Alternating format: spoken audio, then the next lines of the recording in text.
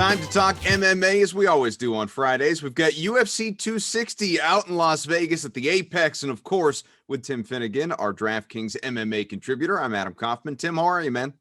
Hey, it's great to be on again. So I understand there have been some changes to the card for Saturday. So let's just start there. What do we need to know? So a lot of fights got canceled or at least postponed. The most notable was the co-main event, Brian Ortega and Alexander Volkanovski. It was the second title fight on this card, and that got moved to a different date because of COVID. Also, something else I want to note, Alonzo Minifield just got his opponent switched, and he's fighting a guy on really short notice, and his DraftKings salary has stayed the same. So he could be like good value at 8,100 because he's fighting a guy who just took the fight on a few days' notice. So it's always a good place to target.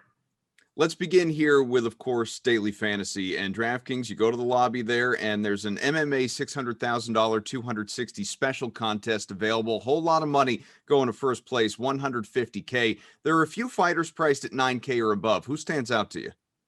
Sean O'Malley, he's the biggest favorite on the slate, so this isn't like a groundbreaking pick or anything, but he was a top prospect. He hit a speed bump in his last fight, but he kind of attributes that to like a fluke injury. Like he kind of hurt his foot. And he's the biggest favorite on DraftKings Sportsbook on the whole slate. And what I really like about him for fantasy scoring is he has really high striking volume. He's landing over 6 significant strikes per minute. So that type of striking volume gives him pretty good upside in this fight. So I would look at him if you're going to pay up for somebody. Presuming people aren't going to pay up, or, well, even if they are for that matter, obviously you got to round out a lineup somewhere. Who's the value here? So there's a few value plays that I like. The first one we talked about before, Alonzo Minifield.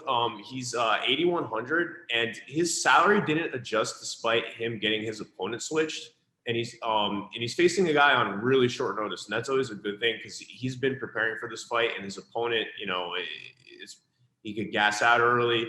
And he's also a pretty big favorite on DraftKings Sportsbook, so I'd look at him.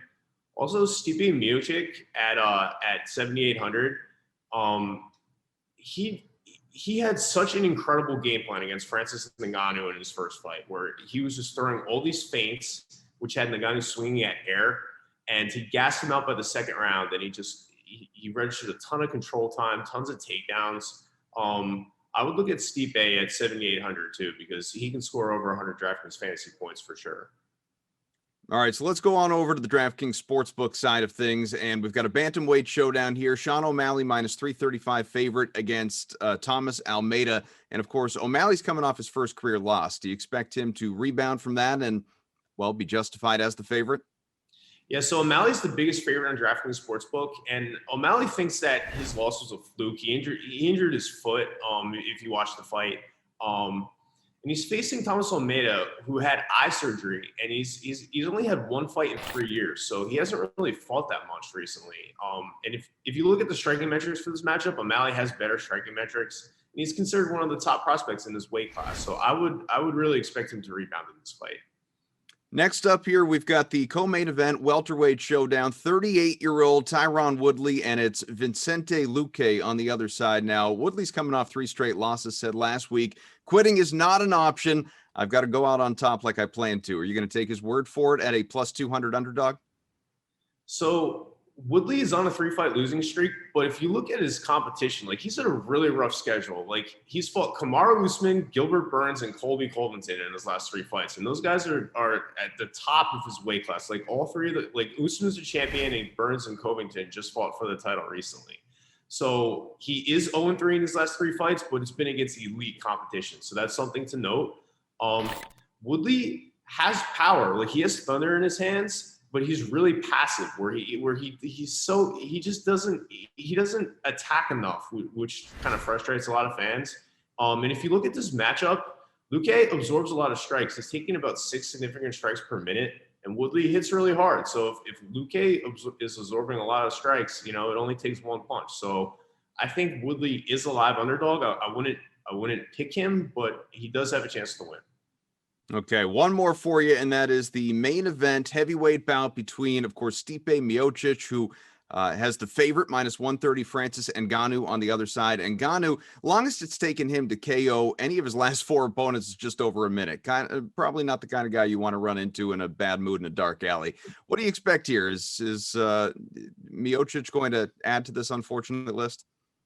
So there's a couple ways this fight could go. One, Ngannou could have learned from that first fight where Stipe basically had Ngannou gassed by the second round because he kept doing feints. And what happens is when you feint, and Ngannou thinks that Stipe is coming forward, and he was throwing these thunderous uppercuts that are just connecting with air. So he was throwing all these full force shots that were just totally missing, and he just completely gassed himself out. And then for the rest of the fight, Stipe just kept, shooting single legs, double legs, and taking him down and getting control time. And Ngannou by like the third round was like totally out of gas. So that could happen again if Ngannou falls for Stipe's feints, if he's struggling with his wrestling. But I actually think like Ngannou is going to learn some lessons from that fight. He's going to be more reserved, and he hits so hard. He's probably the hardest puncher I've ever seen ever in MMA. And all he has to do is land one punch, and that could be it. And something to note: Stipe is getting old. He's 38. He's had some battles with Daniel Cormier. Like he's been knocked out since he fought Ngannou. And he was getting like beat up pretty good in that second fight before he landed like this fight-changing liver shot.